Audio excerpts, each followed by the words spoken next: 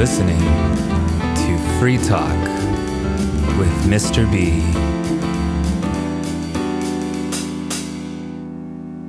Hello and welcome. This is MrB on Free Talk with MrB.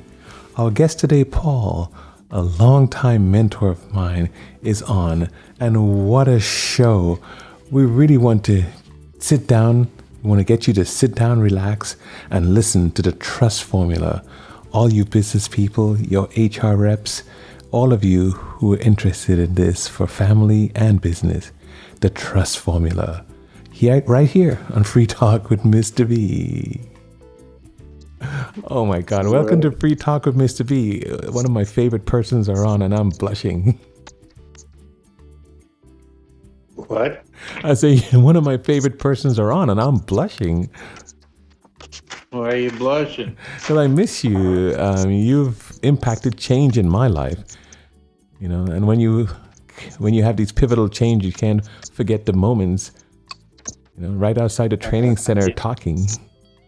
I didn't do anything. You did it yourself. But you gave me a means by which I can do something. You gave me a chance and you showed me that you believed in me and you said, go for it. Let's try it and see what happens. And I could never forget those days. It did make me believe in myself. I think that's 2003 in that physical area of time. And I got an opportunity to work an international posting. And you were very, very supportive in everything I was doing around that time and gave me a lot of skill sets. Now, you remember, I'm going to throw this one at you. You remember when you were helping me to write interview questions where we'd say, tell me of a time when you did this, or tell me of a time when you did that. Yeah. I've been telling everybody about that.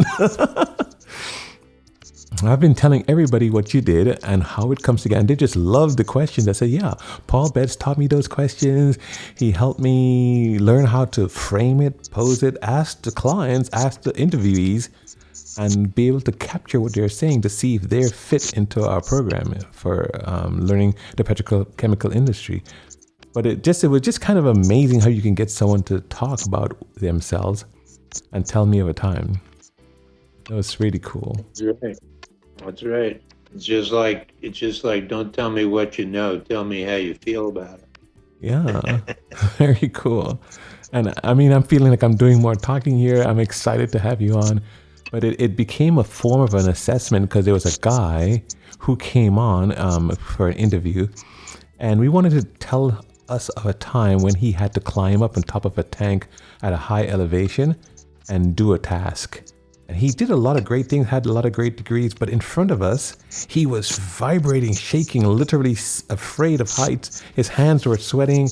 And it's like, oh my gosh, we just asked him to tell us of a time and all of the emotions came out of being at heights. I was like, wow. So that era, I remembered a lot of things in my life with you around those times. That's good. Very but nice. I said, I don't have nothing to do with it. You're a pretty motivated guy. I needed someone to show me the way.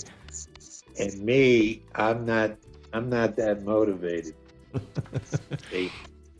Well, you were motivated enough to show me how, because there's quite a few skill sets I didn't know or didn't have at the time, or if they were there and hidden, you knew how to extract them, and I appreciate that. The only thing I remember telling you, really, is like I would ask you to do something initially when you first came over to training, and I'd ask you to do something. I say, you got 30 minutes. Oh my gosh, you did that? Yeah. And so I said, you'd have to always be prepared when you're not prepared. So we had to do presentations. That's what you did with me when you first came over. We were presenting to the managers about, plans for how we could change how many operators we needed around the plants and stuff. Yeah, and we were changing, instead of a 3-year program, we can condense it to 2 with the same impact and the same effects. Yeah, I don't think that ever worked though. But at least we presented it. And it was presented a comprehensive plan, and that made the difference, being able to present it. But That's right, but you always have to be prepared in a short notice to be able to get up, talk to people convincingly, and basically have a plan that they want to hear, even if they don't want to hear it. You just have to have a plan. well, that one I've been doing. I just don't remember where I got it from. I'm glad you told me that. Yeah, because we talked about it, and at first you said a half an hour, and I said, yeah, half an hour. That's all you got. In half an hour, you got to go up there and you got to go tell them something. Wow. And believe it or not, you had something you could tell them in half an hour. Very interesting. I didn't remember that one because it's a trial by fire. Nowadays, I tell my students and colleagues that you have to always be ready for the 30-second coffee pot or drinking water presentation because a manager will come by and ask you what you're working on. So for your personal development, you have to have that 30-second statement. But it was something that you taught me that's with me today, and to me it was kind of profound. You told me you do not need to fill the empty space. So people will go empty in a room and I'll say something and you'll kind of put your arm on me and say, just cool down, don't say anything. You don't need to fill the empty space. I'm not sure if you remember that, but I've been practicing it for a long time, and it's like, wow. And I've told somebody that recently, you don't need to fill the empty space. Just wait for it and listen. Were you there for my great moments? I came up with the trust formula. I'm not sure. Was it with you presenting to Mr. Cuneo or somebody? I don't know. No, I mean, I got the idea from a consultant, but I developed it into one of the most important things as to, especially if you're training supervisors or people who are going to be in charge of other people. The trust moment. No, not the trust moment, but the most important thing as a supervisor of other people is your ability to gain their trust. And the question always is, we promote people and then, the expectation is that just because we got promoted, they're supposed to trust us. And we say, why is that? And they have no reason to trust you unless they think you have their best interest at heart. Okay. How many supervisors have you ever had where you thought they had your best interest at heart? Well, I'm pretty naive. I always thought they did. Come to find out later. Whew. But if you ask most people, they do not have your best interest at heart, or they don't think so. Right. And they think their loyalty is to the company. So every time they ask you to do something, they think the company's going to benefit, but how are they going to benefit? Right. And you don't explain that to them, right? You don't say how they're going to benefit from whatever.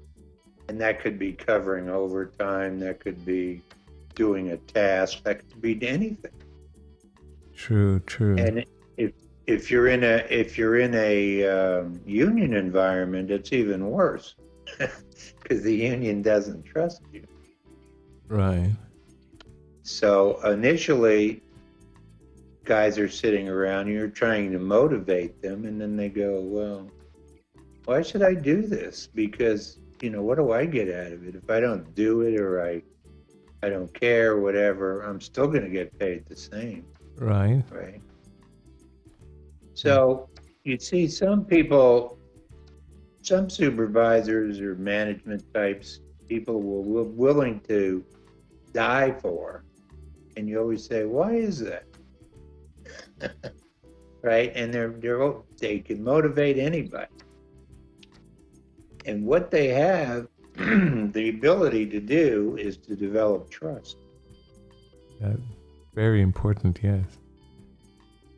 So the question becomes, how do you develop trust? And it's pretty simple. You go in there and, you meet the people that are going to work with you or for you, and you say to them, okay, I'm going to tell you something that if it gets out, I'll probably be fired, or I'll be embarrassed, or I may even kill myself. So you tell them something so personal that they would sit there and go, hey, this guy wouldn't tell me this if he didn't trust me. Now, that's pretty easy to do, isn't it? Generally speaking, but I'm not sure. I No. want to see where you're going to take it, because we usually won't tell something so personal or private. No, you wouldn't do that, would you? So, but that would be the easiest way to do it. But the second best way is to be credible. And that means, besides telling the truth, it's to say, keep your promises. Now you say, that's pretty simple. I can keep my promise. But how many times did somebody come up to you and say, oh, I had a payroll issue, and you said, okay, I'll look into it, and you never did? Right. All these little casual things you have all day with employees, oh, yeah, I'll check that out, or did you call other people for overtime or just me? And you say, oh, yeah, and then they find out you didn't. Yeah, they lose their credibility. You're losing credibility, and you don't keep promises. So if you say, I'm going to give you next Saturday off, and then Saturday comes, oh, you got to work overtime, sorry. What happened? You didn't keep your promise. And you're losing your trust. Because who trusts you? If you keep your promises and you do what you say, whether it's good or bad, guess what? People can rely on you, and they can trust what you say. Yeah. And I did that with my daughter, and that's what happened to me. I remember one time I was working shift, and I told my daughter, oh, we're going to go, I'll take you to Disneyland next 2 weeks from now on Saturday. Right? And she said, oh, great. So all I heard about it for 2 weeks was Disneyland. And come the 2 weeks, of course, I get called in on overtime, and whatever. I can't do it. And she looks at me and she says, I tell her we can't go, and she looks at me and says, but you promised. Oh, gosh. Right? Yeah. And the kid's crying, and you go off to work and you feel miserable. So I always used to tell people when I developed the class, because there's a formula you can use how to build trust. But I tell people that if you can't keep a promise, don't make it. It's better not to make it, for sure. Better not to make it. So if this guy comes up and says, could you look into my payroll? I think they didn't pay me. And you go, no. And then they go, what do you mean no? And then you say, you talk to your union, or you go talk to payroll, whatever. I'm not doing it. Right? That's it. Now, after a while, everybody on that group, they may not like you, but they're going to say, well, no, he won't look into your payroll for you. He tells you he won't, right? Whereas the other guy who says, yeah, I'll look into it, goes and looks into it and comes back and tells them, hey, I talked to payroll. They said you were paid, or no, you were right? Great. And whatever you did, you went back to them and you informed them and said what happened. And they say, okay. He kept his promise. He did what he said he was doing. He told me I could switch shifts. Great. Right? I switched shifts. No problem. He told me I could have this day off. No problem. I got that day off. Because I remember telling the crew at the LSFO when I was over there, the thing that bothered me the most the whole time I was there was I made 2 promises and I couldn't keep them. Right? And one was to, I can't remember his name, but I basically said, I told him, I said, I made a promise to him and I couldn't keep it. But you know what happens when you make promises and keep them? Go Just like ahead. my daughter, Uh-huh. they forgive you. If you make a ton of promises and keep them, people forgive you. If you mess up once in a blue moon. Right. See, so believe it or not, the two operators at the LSFO who I made a promise to and didn't do and admitted it to them, they both forgave me. Okay, cool. You see? So I'm going to tell you what the trust formula is, and then some other time maybe I'll explain it to you what it means. Okay. So That sounds write this fair. down because engineers love it because it's a formula. T is in Tom, equals C times I over R. Right. T equals C times pi over R. No. T is in trust, Correct. equals C times I over R. Okay, I over R, not pi. I. Right. So the C stands for credibility. It's how credible you are, how trustworthy you are, how truthful you are. Right. The I stands for intimacy. Okay? Okay, correct. And the R on the bottom stands for risk. Nice. Okay? So you say credibility, if you look at that formula, if your credibility goes up or your intimacy goes up, what happens to trust? I think it will go up. Right. If risk stays the same, if credibility goes up and intimacy go up, trust will go. If credibility or intimacy, either one or both, go down and risk stays the same, trust goes down. Right? That's correct. Okay. So first we're gonna get rid of the risk part of it, but we'll talk about it in a second here. But risk is the perceived, whether real or imagined, of employees trusting you. Perceived risk they have of trusting you. Okay? So it will take a union environment where the union says you never trust management, right? So whether anything bad has ever happened to them from management or you, It's okay. sorry, it's Yes. Robert E. Lee calling. It's quite okay. This is normal life on Free Talk with Mr. B. Yeah, I got Robert E. Lee there. He's on one of my doorbells. Anyway, so we figured out, let's say, risk is perceived or imagined or real. So if you're in a union environment and you're being told all the time you can't trust management, don't talk to them, don't do this, don't get your brothers in trouble, blah, blah, blah, blah, blah, blah, blah, blah, blah. That's a risk to trusting you as a supervisor, right?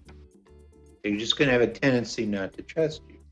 Now, like I said, nothing that you ever did to them may have caused them to feel that way, but they feel that way anyway. So there's really not a lot you can do about that from a personal point of view to say, okay, I'm going to try to reduce my risk or the risk factor to that particular employee. So you kind of leave that one alone, and the two that you can work on are credibility and intimacy. Sure. Two variables you have control over. Two variables you have a lot of control over. Right. So we'll take intimacy first. What does that mean? That you're in love with your supervisor or the employee?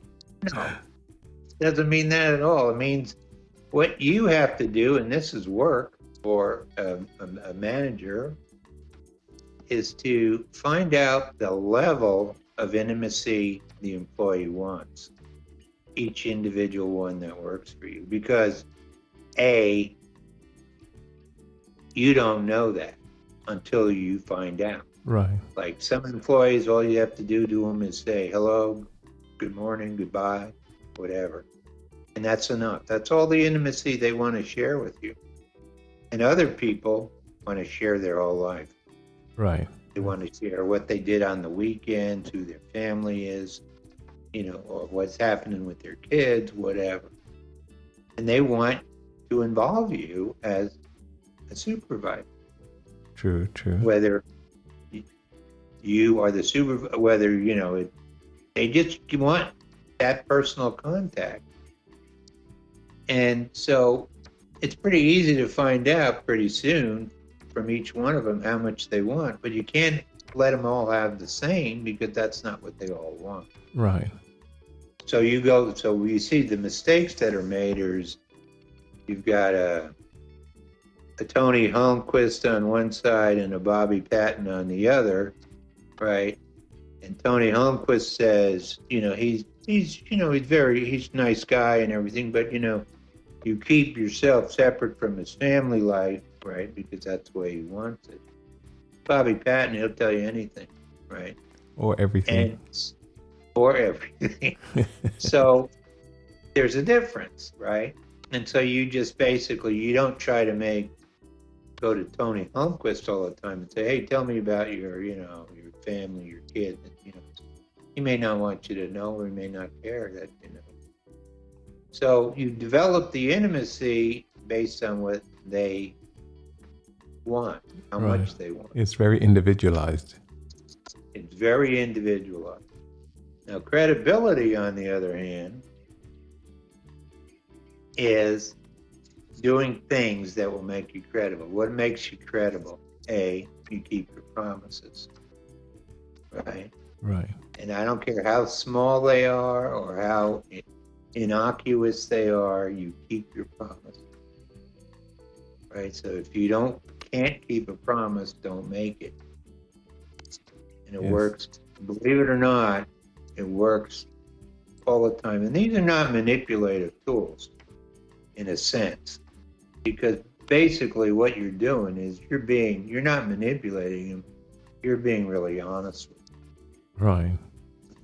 Because there are times when I would tell the operators on my crews and stuff, and I would say, or even other people that I coach on this stuff, is that sometimes we do things that benefit you, right? So like we juggle a whole bunch of scheduling so you can get a day off, or this can happen for you. And once in a while, there are things we would like you to do that benefits the company, and it doesn't necessarily benefit you. Right. And so like we're going to ask you to work overtime. You will be paid for it, but we know that you really don't want to, right? And so basically what we're saying to you is that, there's sometimes that you're going to feel slighted for the company, and there's there's a million times you don't realize that the company is bending over backwards or losing money because of you, because of what we're doing for you, right? So, and that involves like things like where we work people up into HO slots, right? That we don't really have to, because we gave some guy a day off. So we have to move somebody up into a slot where he's going to make more money. That costs the company money, right? Right. But it benefits the guy we gave the time off to. It also benefits the guy who got moved up, right? So we've done something for them that costs the company money. And so the company lost and they won. So most of the time, that's the way it works. The company is going to lose a little bit to help you out. if you point that out to them.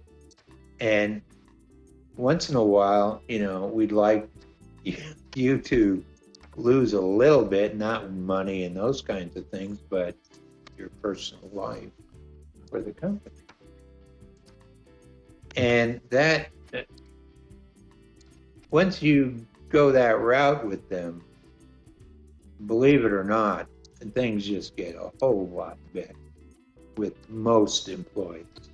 Right? There's some that are always going to hold out. Yeah, some exceptions. Yeah. So, but that's okay, because you have to convince management that you don't make rules for 5% of your employees.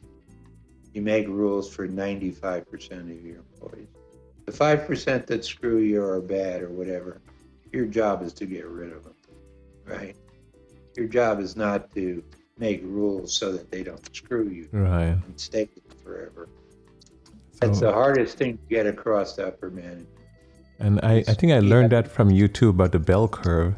And the bell curve kind of translates what you're saying into that bigger percent, and you catch the 2.5 on each end of it for what you're managing. Yeah. I mean, those 2.5%, you're not going to change your whole way of doing business because of those 2.5%. Right. And that's what they tend to do. They tend to make these rules that are punitive to the rest of the group, and that hurts morale, and that hurts credibility, because you are forced to go out there and preach that line to them. Right. Right. Because remember the saying, people say, oh, we had a good thing and you caused us to lose it. And so it would have been just one person that caused all of us to lose a benefit. That's right. So we got intimacy down, risk down, and basically the only thing we have to work on is credibility, is keep your promises. What's another thing that what supervisors or people do that loses credibility? And that is, you're sitting there and you're talking to an employee and you're bad-mouthing somebody else. What is that person thinking when you're doing that? A, they're your buddy, maybe. Maybe. But B, how about, wonder what he says about me when I'm not there. Exactly. Right? Exactly. Wonder what he says. And wonder what he says about me when I'm not there. Does he badmouth me? Can I trust this guy? Does he do this? Remember when, what was that kid's name? Andy something? At the LSFO? Memories. What? Memories. I'm short on memory. Sometimes I move on too far. I forget. Yeah, me too. What is his name? Oh, McClanahan, maybe? I don't know. But he applied for a job in Florida. And I wrote up a recommendation to the guy who was seeking the job, and I said, I wouldn't hire this guy in a million years. As a matter of fact, I'm not even going to let him go and interview. And anyway, being as the way that they were at the LSFO, they somehow found that recommendation, the operators, and they just shoved it in my face. And I said to them, they go, did you write this? And I go, you bet I did. And I said, and guess what? If Andy were here, which he wasn't that day, I said, he'd tell you I already told him I wasn't going to let him interview, and I told him he was a train wreck, right? And I told the supervisor down there in Florida where he wanted to go, same thing. And they looked at me like, what? You're admitting to this? And I go, yeah. Why wouldn't I? Right? I said, I don't feel I had the obligation to tell the rest of you what I thought of Andy, but I did make sure I told Andy. Right. Right? And when Andy came back, of course, they asked him, and he goes, "Yeah, he told me." You know, and so that was the thing, and that part of, what do you say to people? I mean, it's all credibility issue. It's all trust issue. Right. It all becomes trust, because if they trust you, they will do anything, right? And you were They will. consistent. I think you were consistent with this trust too. If you're consistent with it, you're not like applying it to one person and something else to another. You were across the board. No, you know. And then the other thing I want, well, okay, that's enough for today. But I pushed that a lot. I pushed that a lot to supervisors. I pushed that to managers. And believe it or not, some of the managers or engineers that became managers and went on to other places, they came down there and they used to talk to me about these kinds of things, right? Because they had a big issue about non-respect from people, and they wanted to know, was there a way to do something about that? You go, yeah, there is. And this is a way, is gain their trust by being honest with them. Right. And you're not telling them big time secrets. You're not giving away the farm. You're not doing anything. All you're doing is being honest with them. And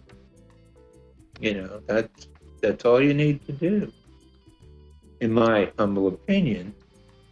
Nowadays, who knows? I have no idea what the marketplace is like. Yeah, right. I can imagine. But it was very humbling listening to you and to this whole formula, and the way you articulate it. It's applicable today as it was then, and maybe even so much more so. And I definitely will keep trying to talk to you and get you to come on again and give us more of this awesome experience over all those years that you've given to me and others. So hey, I'll give you a parting shot. When I was doing auditing a couple of years before I left, we did employee surveys, right, on what they liked, what they didn't like. and I had access to those survey results. And as it turned out, I dug up a survey they had done in 1955 at the Chevron refinery, employee survey. Wow. And the three things that the employees didn't like about the place in 1955 were the same three things they didn't like about it in 2015. Oh, wow. Right? And so, and in 1955, the general manager at the end of the survey said, hey, here's some things we can work on to get better, to help the employees out. And 2015, basically they were saying, okay, well, here's the three things we can work on. And one was about promotions, right? They thought it was a good old boy network, but that was the number one thing, 1955 and 2015. Oh, wow. And so, and the other two were two different things, but they were similar to 1955 and 2015. I don't remember them offhand. But guess what? I pointed that out to my boss, and that little report went up to the general manager at the time. And I said, you've been working on this for how long? 45, 65 years, and you haven't got it done, right? What does that say? Right? Do you keep your promises? Right. Huh? No, you don't. So all of those things point out the same thing. The things that get cured, or the things that get better, or the supervisors that perform well amongst their troops, or get a lot done through their troops. One of my recommendations, or when I was working for Whiteside there, one of one of the things they had a whatchamacallit. He solicited input from supervisors and OAs and stuff like that on how effective I was as a supervisor. And one of the OAs wrote, because he let me read it, one of the OAs wrote, I don't know how this guy gets anything done. He doesn't know anything, right? He doesn't do anything, right? He doesn't make any attempt to learn anything. And yet he's got the best performing crew at the All-Show Fund. Imagine that. And, and I thought to myself, isn't that the secret? Isn't that what they told us? They said they didn't want us to do anything. You know, when I remember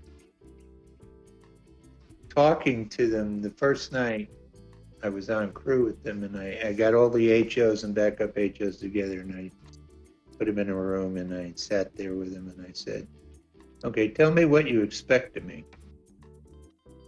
And you know what the expectation was? To do nothing? Nothing. And so I said, that's great. You just made my job simple. So then they go, so I said, which one of you is going to do payroll? And they go, we ain't going to do payroll. I said, well, they do it at the Coker. HOs will do all the payroll. They go, what? And they go, yeah, they all do payroll. They do all the administrative work because they don't want me to do anything either. Right? So I said, which one of you wants to? I said, well, we're not going to do payroll. You got to do payroll. Okay, which one's going to do scheduling? And they go, we don't do scheduling. I said, well, they do that at the Coker too, right? HO schedule, they schedule all their overtimes, their standbys, everything, right? How the hell you get them to do that? Right. It's because they wanted to. They thought if they could do it fair, then I could. And I want them to think that, you know, if they can do it fairer than me, then by all means do it. And you know, I went and asked too, and they did do it. Yeah. See? You see, so lots of things can be done. Yes. But it all depends on what you're rewarded for, you see? And so supervisors we worked at El Segundo at the time, they were not rewarded for getting the crew to do things. They were rewarded for their technical knowledge, their ability to, solve problems like that, just mechanical problems or process problems. And that's what they were rewarded for and promoted for. And yet, when they were told by their boss, they said, no, we want you to be, develop your people. Well, they didn't do that. They just picked their favorites to get things done, and the rest of them, they didn't give them too much credibility. Anyway, I'm done. You are amazing, and I appreciate it so very much. I look forward to having you back again with additional subjects that were just absolutely a part of your life and part of the mentoring that you've given me and many others. Thank you so very much for being on Free Talk with Mr. B. I really appreciate it. No problem. Thanks for listening to Free Talk with Mr. B. Please remember to subscribe and turn on notifications so you don't miss the next episode.